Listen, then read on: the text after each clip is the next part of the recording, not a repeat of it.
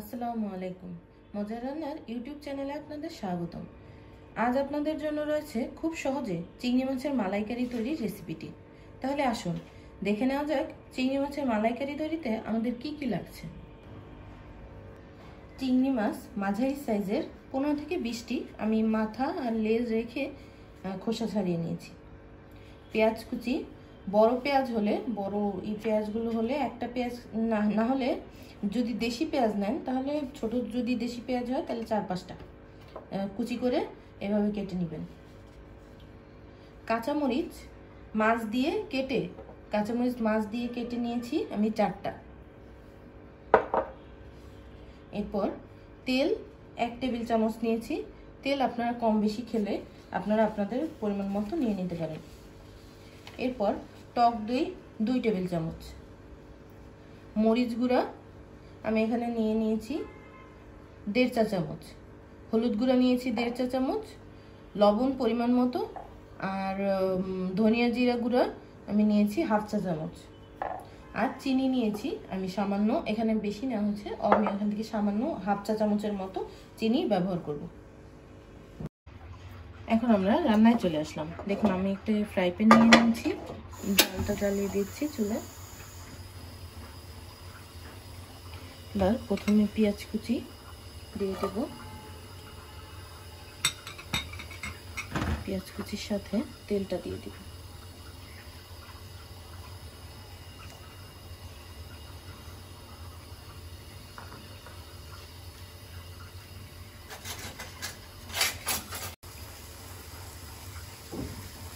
এখন আমি পেঁয়াজগুলো তেলে হালকা হলদে করে ভেজে নিব আস্তে আস্তে।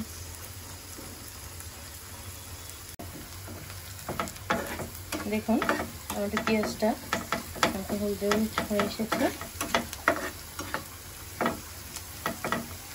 এখন আমি এতে হালকা পানি দিয়ে দেব। অনেকেই চিংড়ি মাছের মালাইকারিতে আদা রসুন অনেক কিছু ইউজ করেন, কিন্তু আমি যেহেতু এটা খুব সহজে দেখাচ্ছি, আদা রসুন অনেক ধরনের মশলা ছাড়াও চিংড়ি মাছের মালাইকারিটা অনেক স্বাদ হবে, আপনারা ট্রাই করে দেখবেন। এখন আমি হলুদ, মরিচ, ধনে জিরে গুঁড়া আর লবণ এটা একসাথে দিয়ে দিই।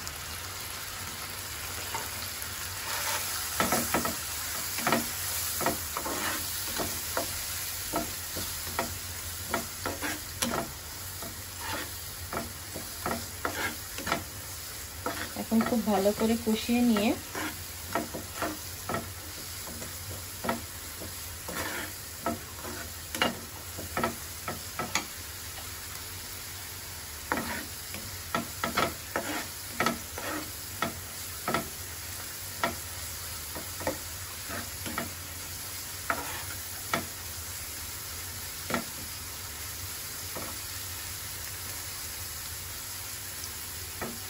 ভালো করে কষিয়ে নিয়ে আমরা টক দইটা দিয়ে দিব।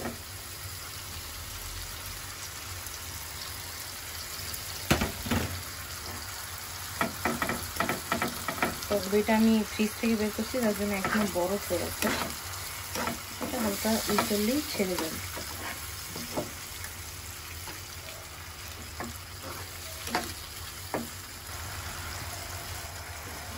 টক দইটা দেওয়ার পর একটু কষিয়ে নিতে হবে ভালোভাবে। যদি টক দইটা দেওয়ার পর পানি দিয়ে আপনি চিংড়ি মাছটা দিয়ে দেন তাহলে আপনার মালাইকারিটা এত মজা হবে না। টক দইটা দিয়ে আপনি যদি আবার একটু কষিয়ে নেন তাহলে দেখবেন যে আপনার মালাইকারিটা অনেক মজা হয়েছে। দেখুন কি সুন্দর একটা কালার চলে আসছে। এটার থেকেও আমি যখন পরিবেশন করবো তখন আরো সুন্দর লাগবে।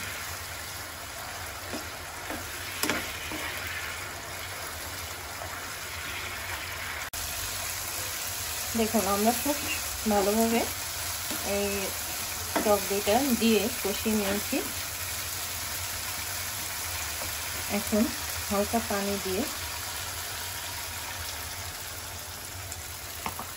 খুব বেশি না, অল্প পরিমাণে পানি দিয়ে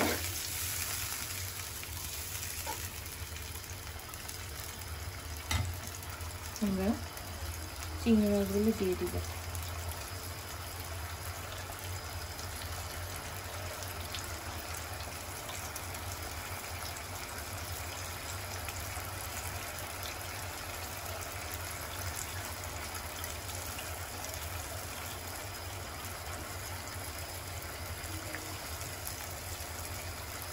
এরপর আমরা একটু ঢেকে দিব।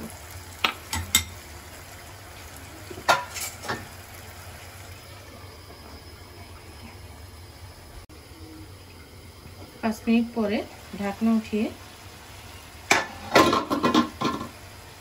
আমরা চিংড়ি মাছগুলো একটু উল্টো পাল্টে দিব।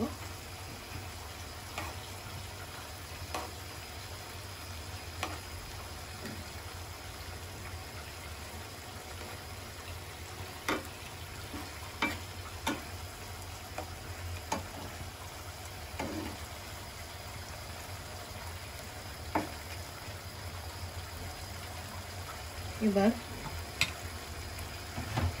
সামান্য যে চিনি দেওয়ার কথা সেটা দিয়ে দেব।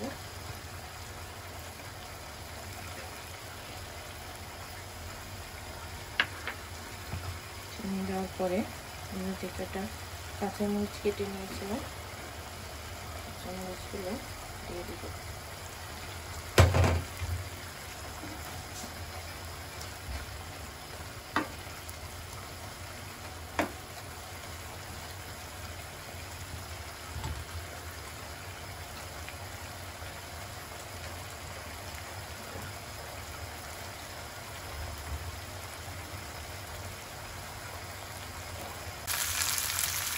দেখুন 10 মিনিট ধরে রান্না করার পর আমাদের মালাইকারিটা প্রায় হয়ে এসেছে।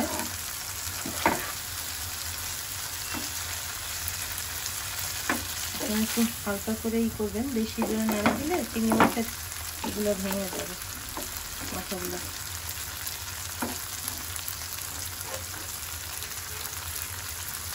যখন দেখবেন ওটা তেল উঠে আসছে তখন বুঝবেন যে আপনার রান্নাটা হয়ে গেছে। দেখুন আমাদের রান্না প্রায় হয়ে গেছে।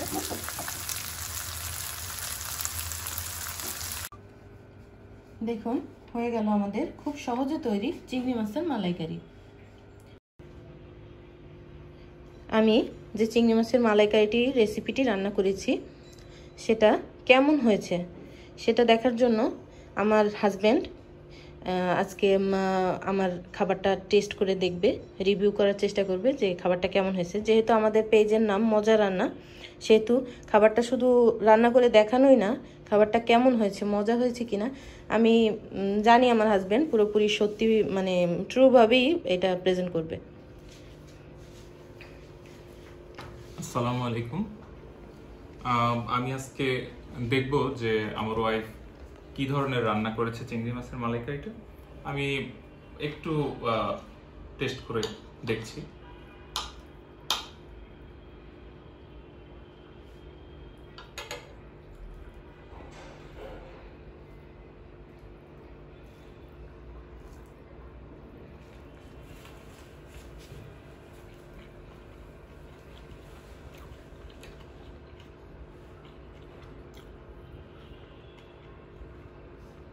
আরেকবার নিচ্ছি, প্রথমবারে কিছু বুঝতে পারছি না, আরেকবার একটু টেস্ট করে দেখি।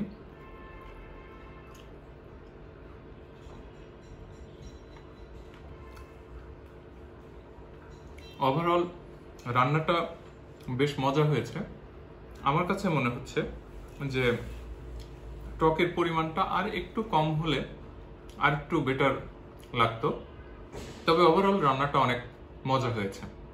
তো আমি বলবো আপনারা এইভাবে রান্না করুন এবং বাসায় পরিবেশন করুন। আশা করি সবাই পছন্দই করবে। ধন্যবাদ। ভিডিওটি আপনাদের ভালো লেগে থাকলে লাইক দিতে ভুলবেন না এবং শেয়ারও করুন। শেয়ার করে আমাদের পাশে থাকুন আর চ্যানেলটি সাবস্ক্রাইব করে পাশের বেল আইকনটি প্রেস করতে ভুলবেন না। ধন্যবাদ।